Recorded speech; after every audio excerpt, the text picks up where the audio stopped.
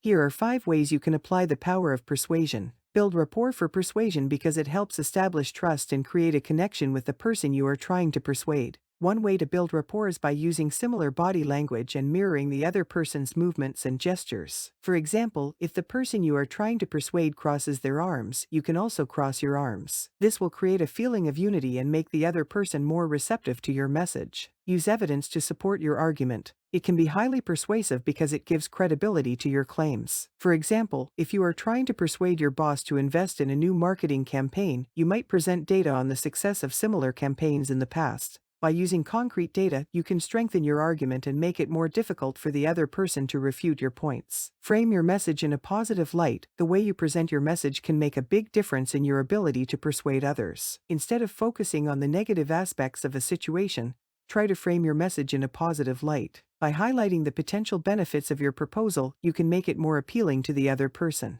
Anticipate objections. It's important to anticipate objections and be prepared to address them when persuading others. For example, if you are trying to persuade your coworker to support a new project, you might anticipate that they will object because they don't have enough time to take on another project. To address this objection, you could offer to help them prioritize their workload or offer additional resources to make the project more manageable. By anticipating objections and being prepared to address them, you can make your argument more persuasive. Use appeals to authority. People often look to experts or authority figures for guidance and are more likely to be persuaded by their opinions. If you are trying to persuade someone to take a specific action, you can use appeals to authority to support your argument. For example, if you are trying to persuade your family to eat more healthily, you might quote a nutritionist or doctor who supports your position. By using the words and opinions of an authority figure, you can add credibility to your argument and increase your chances of persuading the other person.